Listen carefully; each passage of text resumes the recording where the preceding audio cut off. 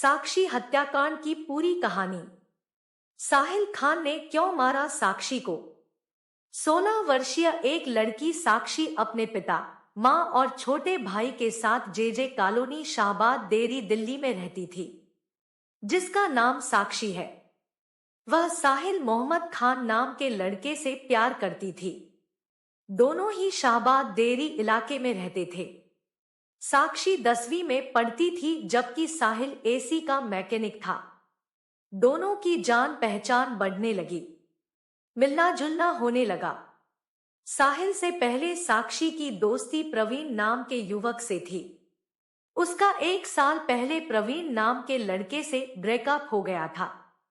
साहिल और साक्षी की जान पहचान काफी पुरानी थी। तब तक साक्षी को ये पता नहीं था कि साहिल का पूरा नाम साहिल खान है। साहिल गले में रुद्राक्ष पहनता था और हाथ में कलावा। साक्षी के पास शक करने की कोई वजह ही नहीं थी। साक्षी उस पर काफी विश्वास करती थी क्योंकि दोनों की दोस्ती काफी लंबी थी, लेकिन पिछले कुछ समय में दोनों की बीच रिश्तों में तकरार शुरू हो चुकी थी। साहिल को शक था कि साक्षी प्रवीण के साथ दोबारा से रिलेशन में है। साक्षी ने प्रवीण के नाम का टैटू भी बनवा लिया था। साहिल को शक था कि साक्षी अपने पूर्व बॉयफ्रेंड प्रवीण से बात कर रही है, जो साहिल को पसंद नहीं आया। इसीलिए साहिल ने कुछ दिन पहले साक्षी को धमकी दी कि वह उसे जान से मार देगा। जब साक्षी को साहिल की हकीकत पता चली तो वो उससे अलग हो गई, लेकिन ये बात साहिल खान को बर्दाश्त नहीं हो रही थी। साहिल लगातार साक्षी से संपर्क करने की कोशिश करता रहा। वहीं दूसरी तरफ साक्षी अब साहिल से रिश्ता रखना ही नहीं चाहती थी।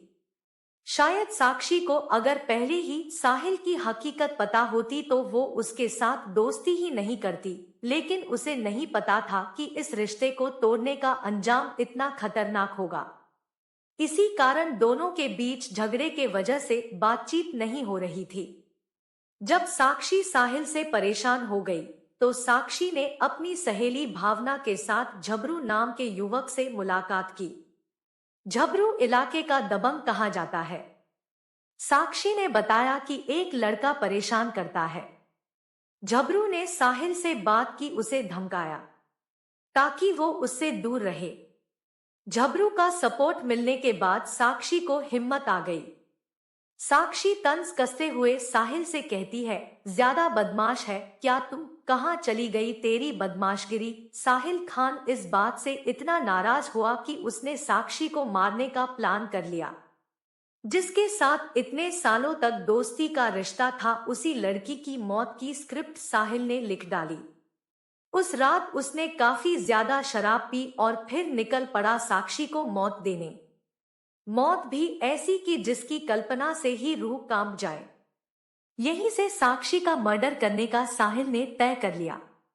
रात में साक्षी अपनी एक सहेली नीतू के बेटे के जन्मदिन की पार्टी में गई हुई थी।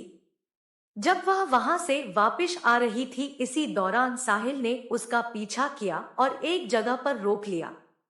रविवार रात साहिल ने हैवानियत की सारी हदें पार कर साक्षी की चाकू के 40 से अधिक वार कर बेरहमी से हत्या कर दी। साहिल बीच सड़क पर साक्षी पर चाकू से ताबड़तोड़ हमले करता रहा। इस दौरान वहां मौजूद कई लोग मूक दर्शक बने वारदात को देखते रहे।